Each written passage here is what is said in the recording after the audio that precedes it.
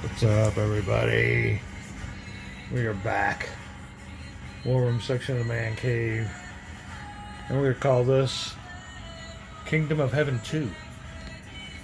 Because I don't know if anybody seen the last video.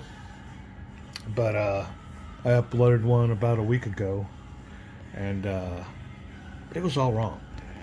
So instead of making a new video, or adding to it, I just thought I'd make a new one. And show you where all my mistakes were.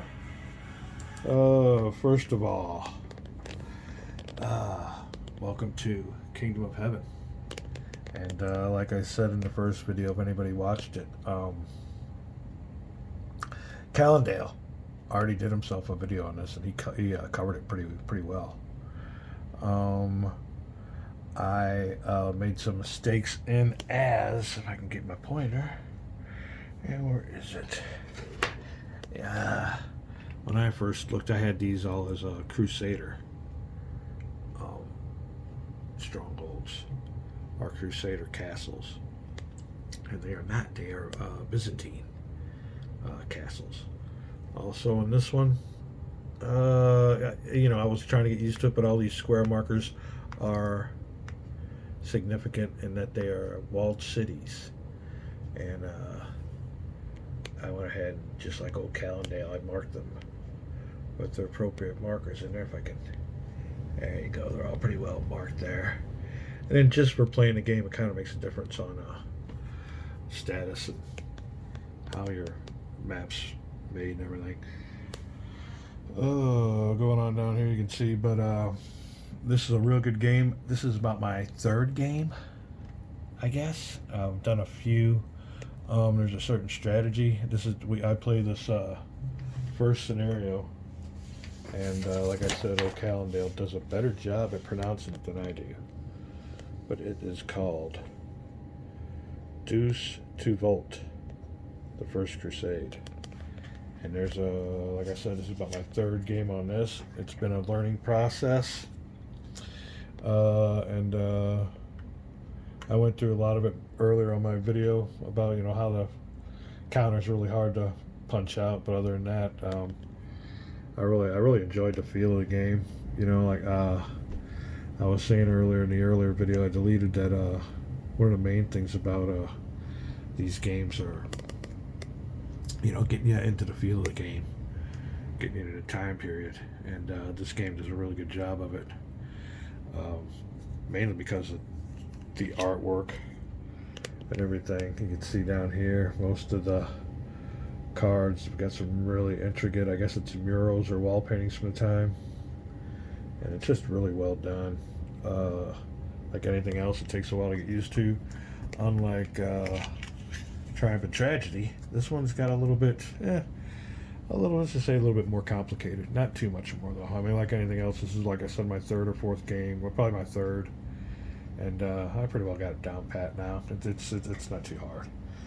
Nothing like Advanced Squad Leader or anything like that hard. So just a little bit, maybe a step up from Triumph and Tragedy. Now there is something that happens on this very first scenario, and in a couple of my games, I brought the Crusaders down out of Constantinople into a port, and luckily I had some cards to ship them on through, but there might have been some stuff done wrong on that. One of the big decisions you got to make on the first part of this game is, I'll see if I can't zoom us in here. Oh, too much. This thing's kind of iffy. Come on. Is which road to take out of here. Alright, you take the high road, get you straight on into some action. Or you can take the slower road down to this Byzantine control area. This is the only area that the Christians control, is this. Down here in Lesser Armenia, you can see it's a little bit contested. The Muslims got a couple of fortresses in there. I'm not even sure if this is in Lesser Armenia. Let's see. No, that's not. That is part of Antioch, the Principality of Antioch. So they do got a couple of them over here though in there. So it looks like there's maybe a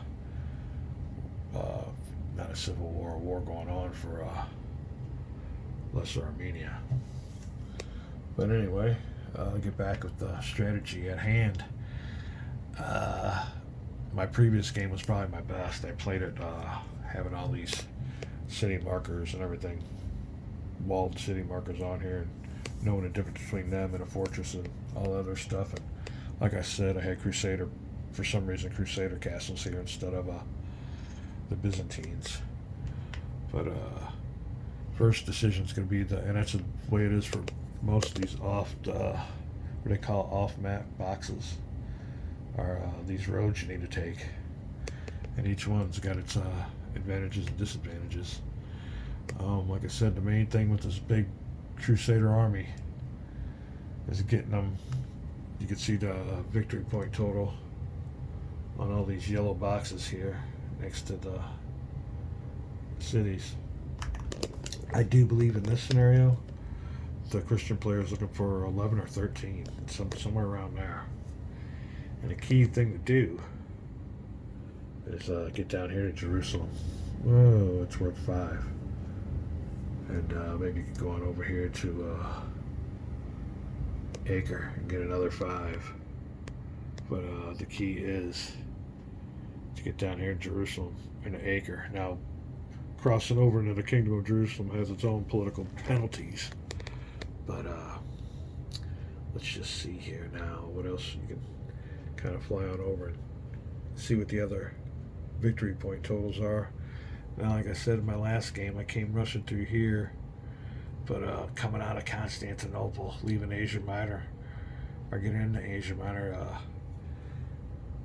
the bigger force you use, the harder it is to forage and keep these guys fed.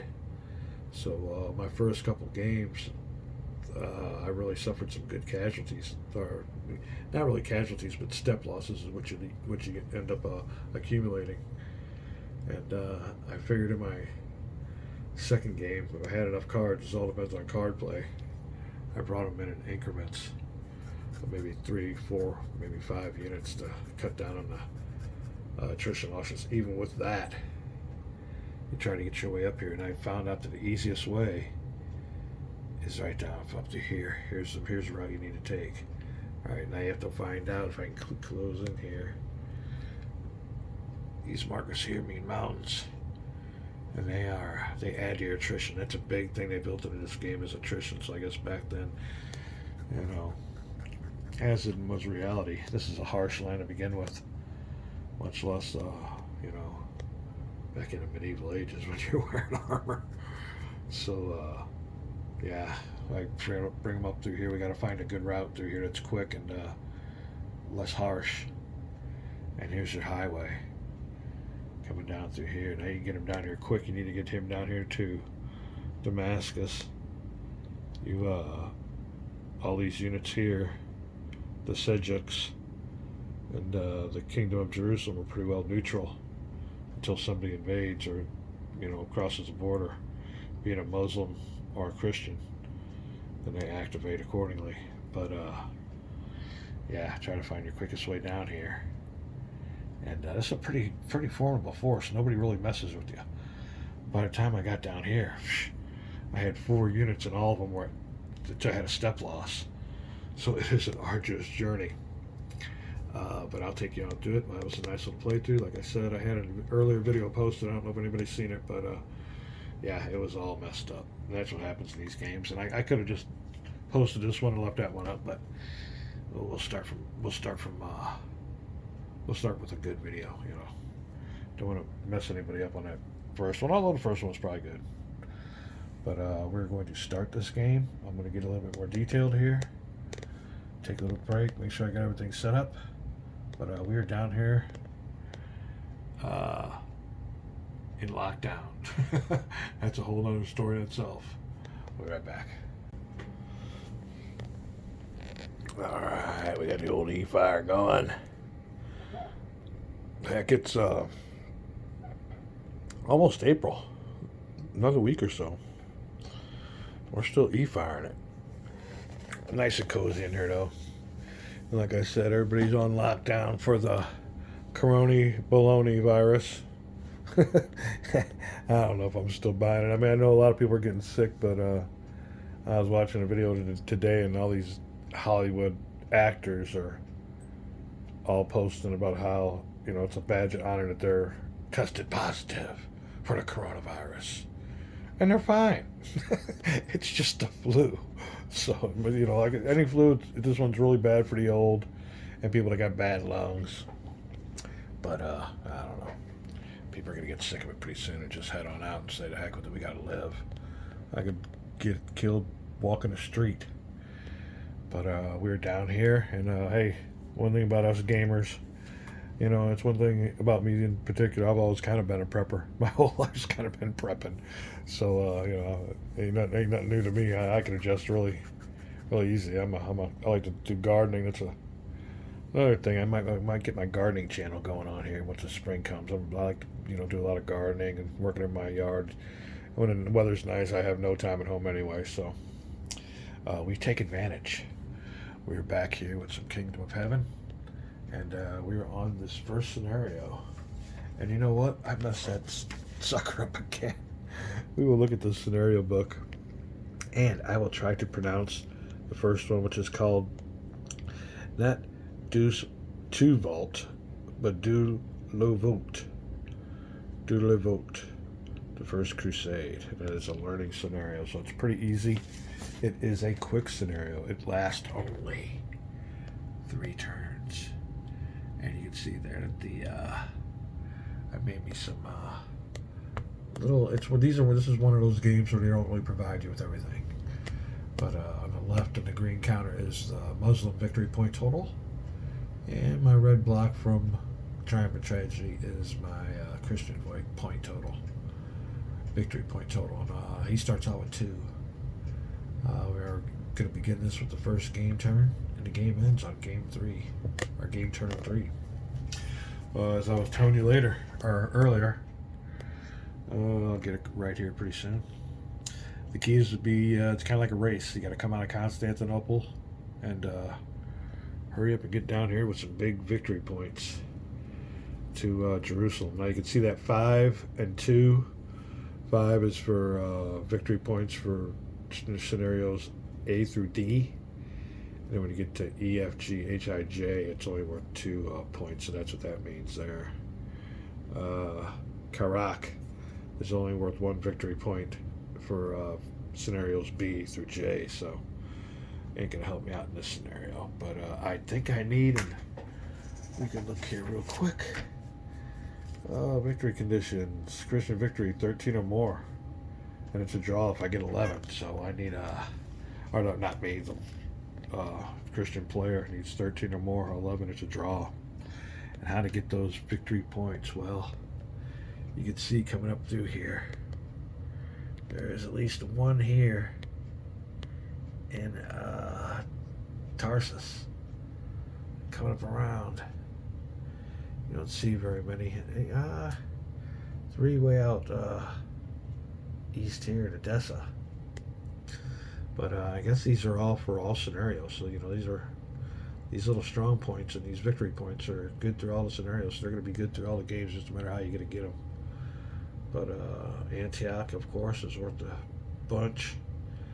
You know, Aleppo, I don't think there's much left of that place nowadays, but it's worth 3. Those poor place has been at war since time began.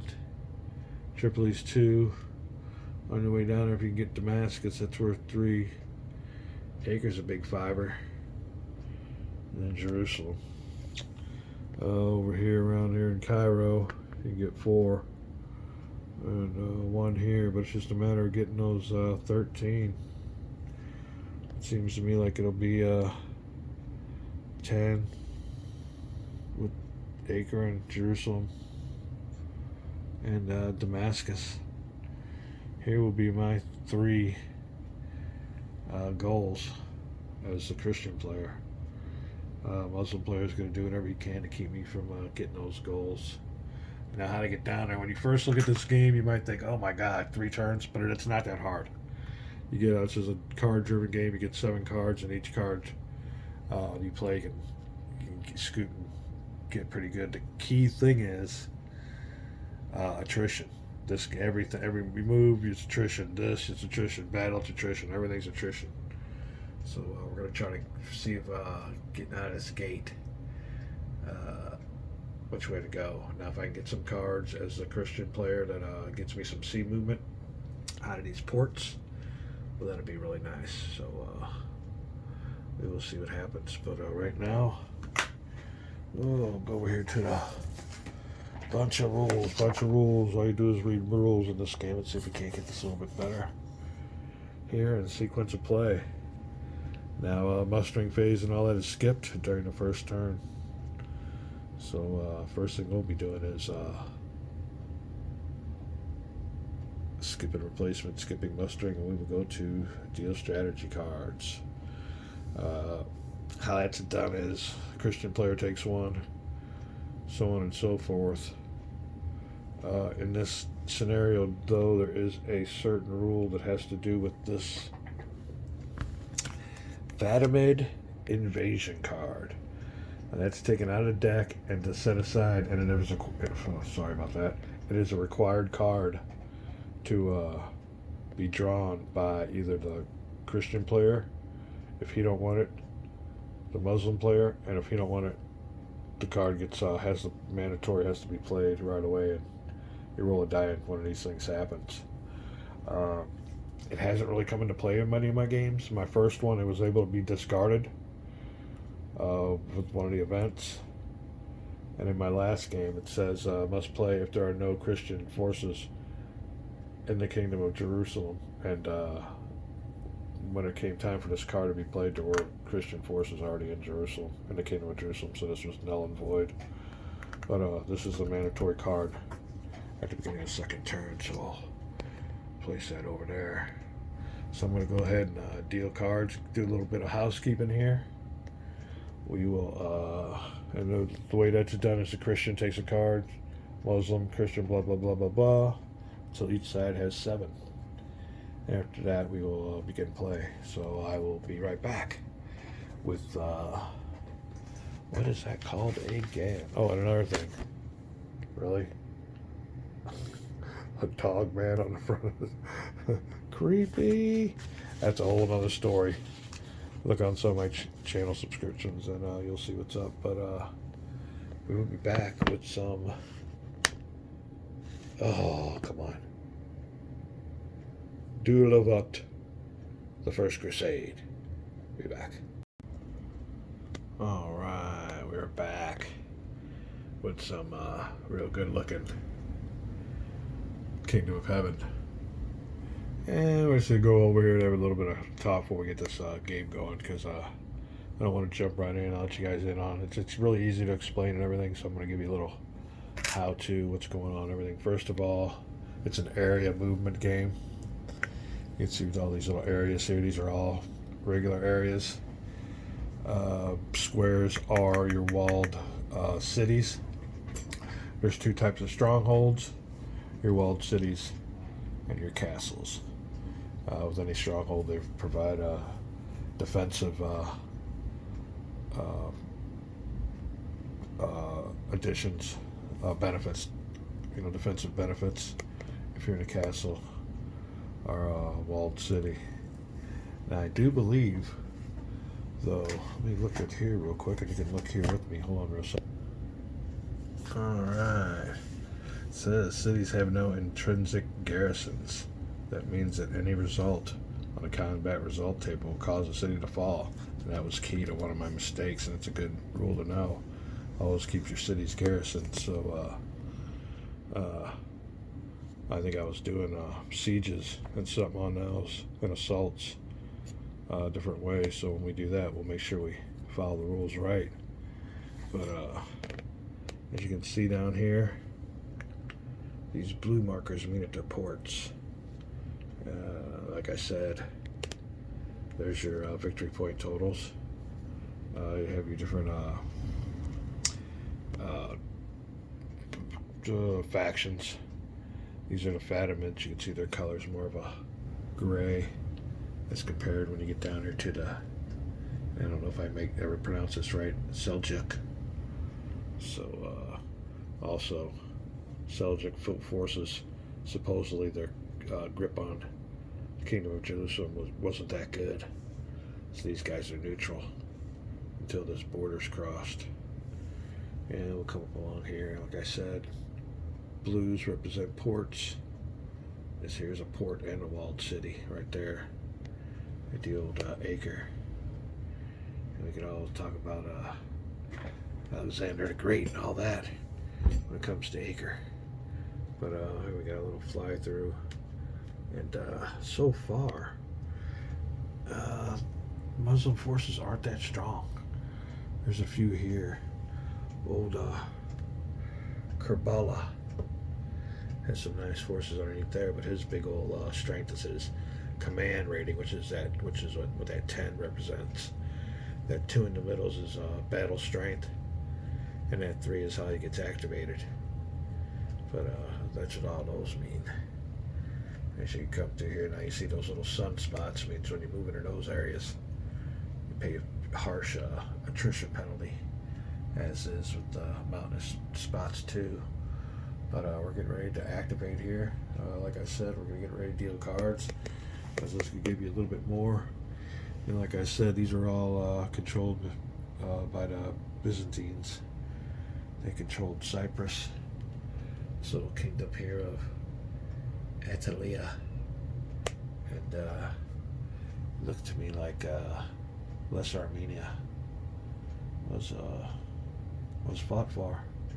Something was going on there, so might have had something to do with the Arab advance, and that's kind of what this whole scenario is right. It was about, if I'm mistaken, the Byzantines, of course. If you know your geography, were the first ones to feel the Arab Revolution. I guess it was, Christians had their time. Then came Muhammad and came this brand new thing. Back then, that was new, man. It was a new movement. The Christian thing was old. It was a new thing from the East. And they had their wise men and all that stuff too. So, clash of civilizations right here. This is where it was at.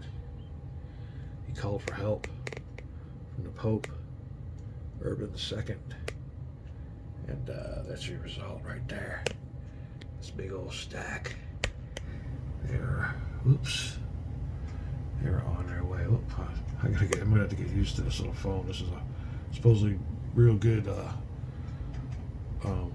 video and audio. I don't have to use my old setup. I'll show you my old setup. But anyway, get back on track.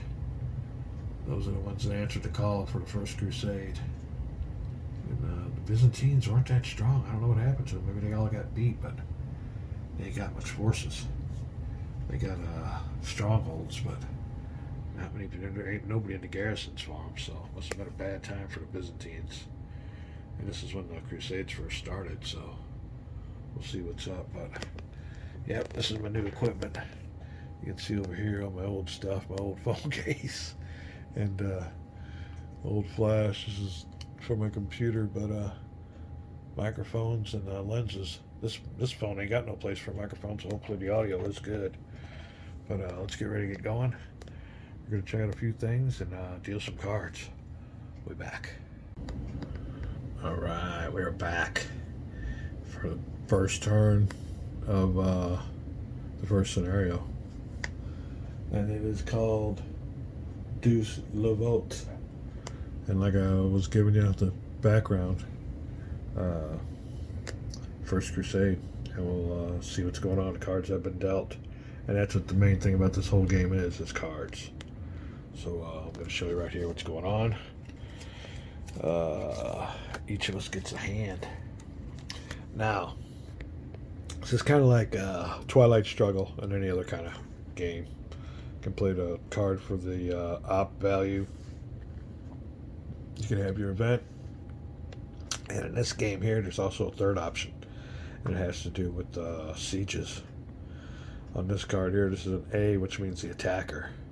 There'll be A for attacker, B, D as in dog for defender, or B as in boy for both. And this one here happens to be an attacker card. So if I had a siege going on, I could use this. And if I was the attacker, if I was the defender, what's going to help me out none. There's also a certain amount of things here. Let me see. It says card blue writing, as in this one, is a battle event, and red means it's a response event, which means it can be played. Like if your opponent plays a card, you got one that's got red writing, and you might be able to throw it down there right then, and take care of what's going on. But I'm going to look through these cards. Key thing is to get out of Constantinople. If I move that whole army, I'm going to suffer a heck of an attrition. And I'll show you all the modifiers and everything, but man, which way to go? I'm going to look at my cards. Maybe I have some naval movements. One of the special rules in scenario 1 is that there is no naval movement on the Mediterranean for the Christian player. Only if you get an event card that tells you could use them, you can move them by sea. There's a few of them that are like that. Now this here is just for example, is a field fortification card. You can get a Dyro modifier, just gives you some fortifications. Pretty obvious to your average war gamer. But we will be back. 1 second. Alright, after we deal the strategy cards, the first thing you have to do is determine initiative. In this scenario, you do that by getting your highest ranked leader that's on the board, and that would be Kerbala versus the Christian or Crusader leader Toulouse. They're both your highest ranking ones. The one with the lowest what rating is that? Look real quick. I want to say it's a strategy rating, but I don't know off the hand. Yeah, the one with the lowest strategy rating is the one that has the initiative. He has a 2, and that's the number on the very left. And Kerbala has a 3. So the guy with the lowest, the side with the lowest rating, goes first when it comes to actions. And if it's a tie, the Christian player goes. Now I do this myself to keep me in sync, but you got yourself a little, and this is a kind of a, reminds me of an early Avalon Hill game. The only way I can ever read any of these things is if I do this. But this tells you your action round, who gets to play the card. I take this little marker here, and it keeps me a little bit of exercise, because I got to stretch to do this anyway, but we'll put that over on the Christian player's side. I think the way this game is oriented, the Christian player would be sitting here, and the Muslim player here, because that's how they got the writing and everything. But I'm playing both just for examples, and we'll be doing it this way.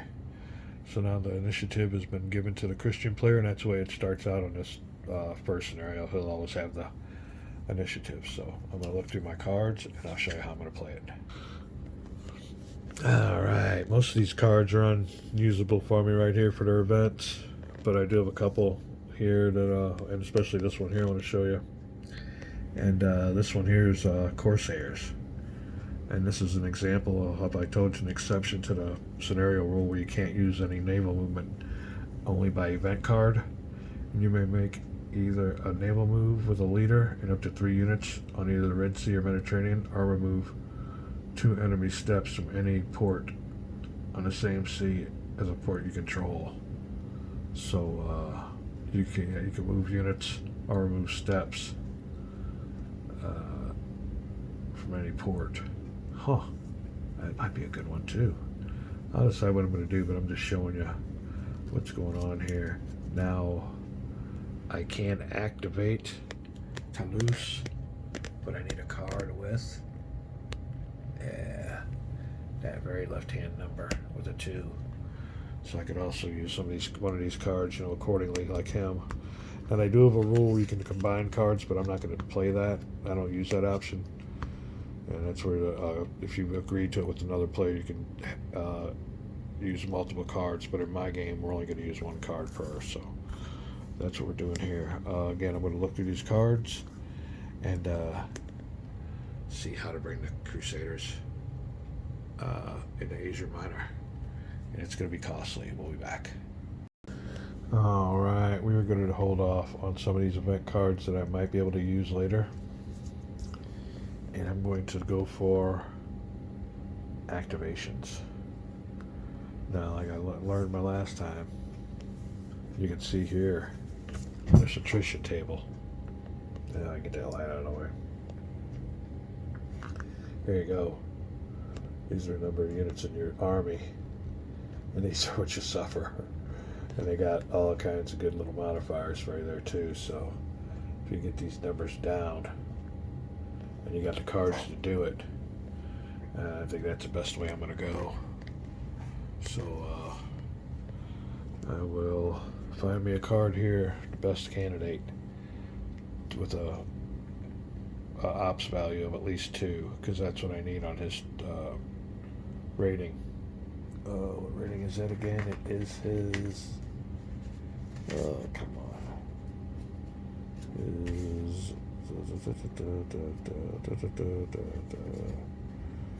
His strategy rating. All right. And all these cards, I think, we got one down here. But I could use this one now to activate a leader with a 1 strategy rating and so on. So this will be my first leader to move. Use the number 2 for another leader next following round. And a third. And what the deal, if it is, it's Christian card play, Arab card play, or Muslim card play. Christian, Muslim, until your 7 cards are gone, and then that turn is over. That's probably the end of a first year or something. But and during that time, if there's sieges, you got back and forth between the sieges too. So there's back and forth in between the back and forth. So I'll show you how it goes. But anyway, excuse me. We got to get out of Constantinople, and I believe what we're going to do is use this 3 card to activate Toulouse. We'll be right back. Alright, we're back. And I'm going to show you how the hierarchies work on this game if I can here. Pick a nice little spot here in the Sinai. Oop, I don't know if this doesn't do it. Should do it. Okay. Let me grab that big stack and show you how the hierarchy and how things work on here. Alright, well, you got yourself old Toulouse. He's got himself a command rating of 7, which is the number all the way on the right.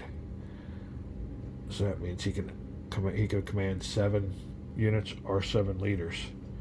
So we do it like this. He's next with his rating. I do it according to ratings. Got how many leaders he got? Alright, so he can command 1, 2, 3, 4 leaders. He's got a command of 7. That means he still has 3. So I do it like this. I give him 3 units. So his command is 7. 1, 2, 3, 4, 5, 6, 7. Now in turn, each one of these guys that he carries, he can command 4. He can command 3 units. He can command 3 units. He can command 2. So we do it like this. 1, 2, 3, 4. This is how you move the whole army. Alright. 1, 2, 3. Next one's got a command rating of 3, 2, 1. Or has a command rating of 3 also. And then this guy here's got a command rating of 2. And you actually have room for another unit if you wanted it. But to move this whole force, I have to count all these up. Then 1, 2, 3, 4, 6, 7, 8, 9, 10, 12, 13, 14, 15.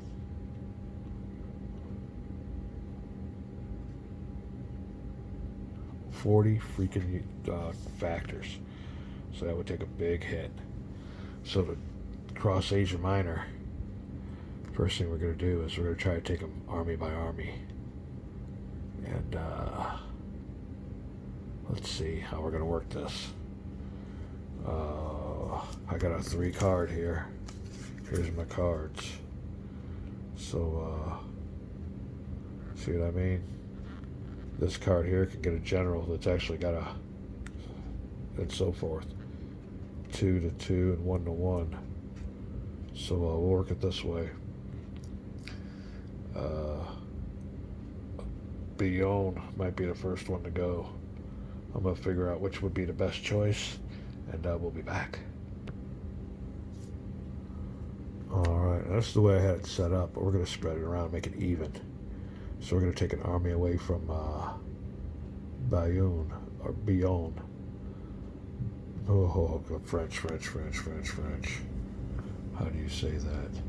Bayonne. And take them down here to Tancred, or what his name is. Tancred. Alright. So this is about as low as I want to go when it comes to getting those guys through. Oh, who's got the bigger battle rating? We'll go ahead with Toulouse. We're going to send him first. We're going to activate him with a 2 card. Alright, so that's how you play this. He will be activated. Alright, so I'm going to take this 2 card.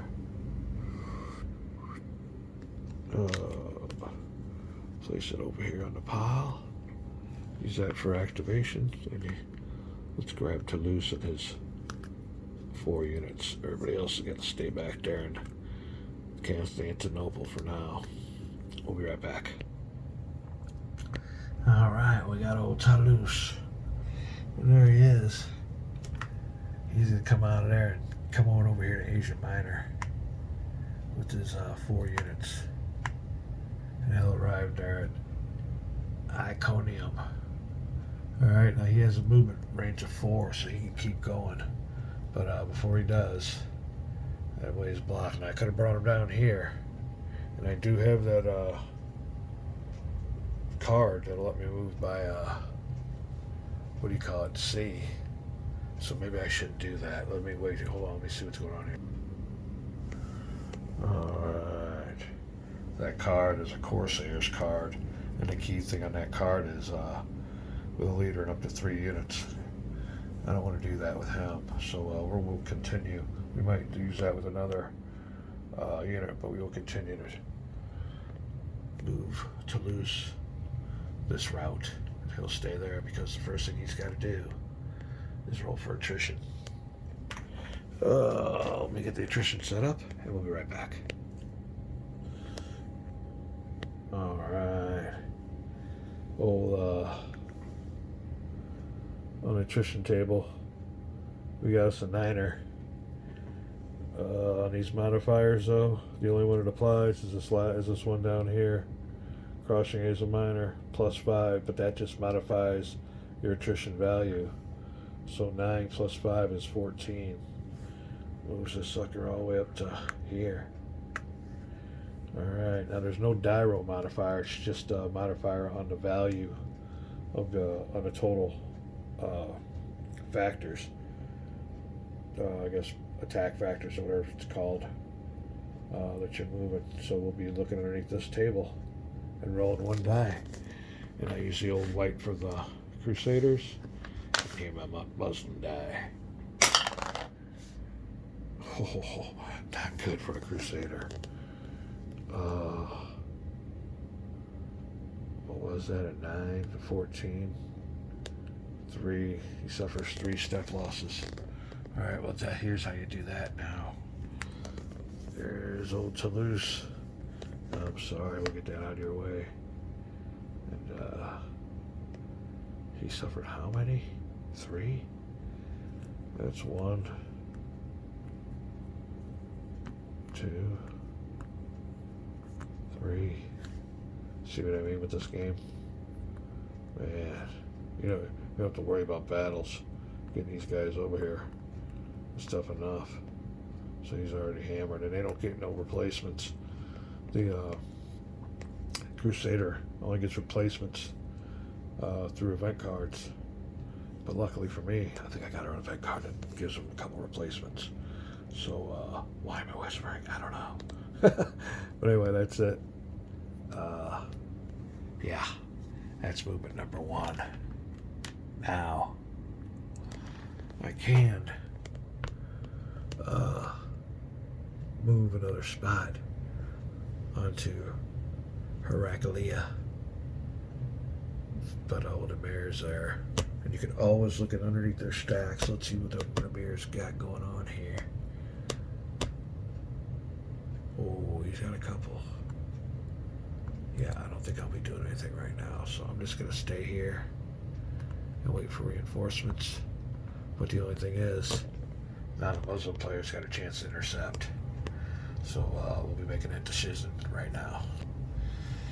Okay, we're back. The Muslim player has to decide whether he wants to try and pounce on these guys. Look at the battle ratings there. The Christian leader's got one more, better battle rating than the old Emir. But this game really don't work that way. And I'll show you what goes on here. But the Muslim player is going to attempt an interception. And I'll show you how that works. Alright, so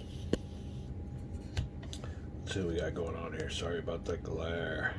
Interception is a special kind of movement that allows an army to advance one space during an opponent's army moved and interrupt the movement. Interception forces a moving army to fight a battle.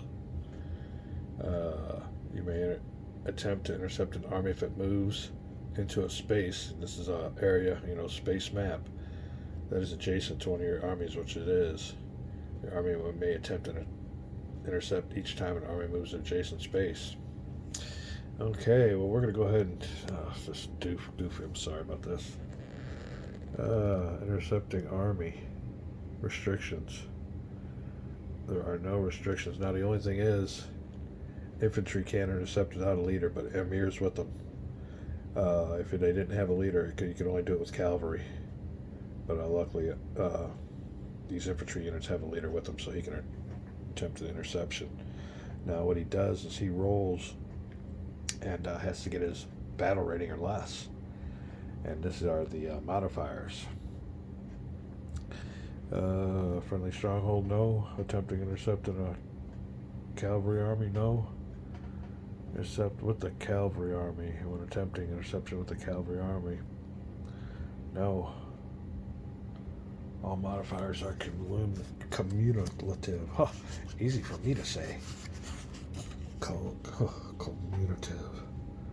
Alright, let's go ahead and see what we got going on here then. We're up here with Old Emir. We got to get ourselves a 2 or less. And there are no modifiers.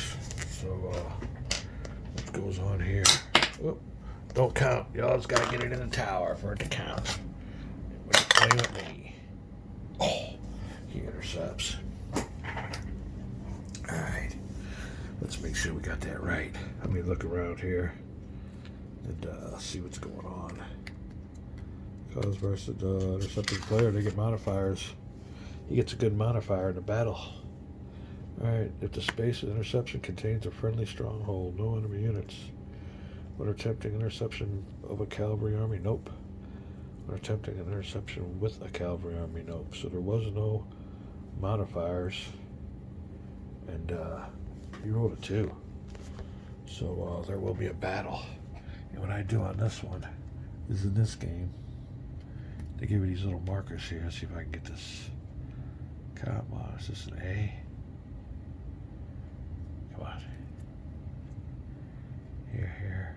But anyway, makes it a little bit easier. So he's intercepted me. And we'll put these little markers on here. Maybe they'll let me look at them here, but there you go. You got some nice markers on there. It's so little. It'd be great if you had everything in zoom power. But we'll place the armies. I'll put those markers there on a little spot. And I must have made these things here the last time I played this game. So I have played this game before, but it was a while back, and I do believe I made mistakes because I have counters that I had to punch out that I didn't punch out during that first game. But you know how it is. Sometimes, like Callendale said, you'll be playing these games and you might get a little bit comfortable where you should be checking out the rules, and you all of a sudden look and think, I've been doing that wrong.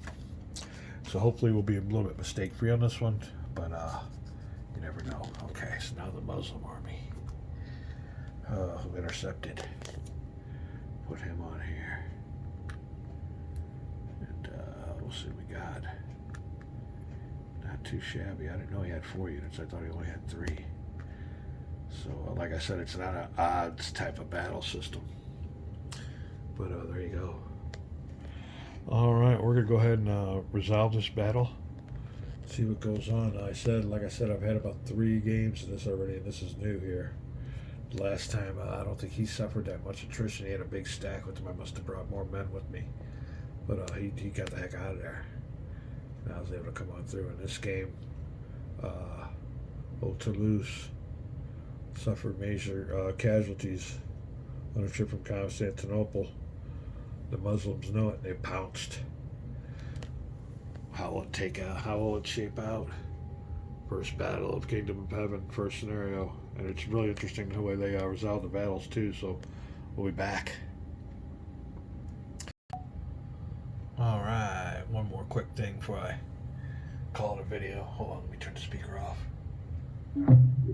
Oh, I don't know if you can hear me better. And this is just a little shout out to Multi-Man Publishing and game designer Scott. Oh, I don't want to mess that up. Oh. Scott DeBreston.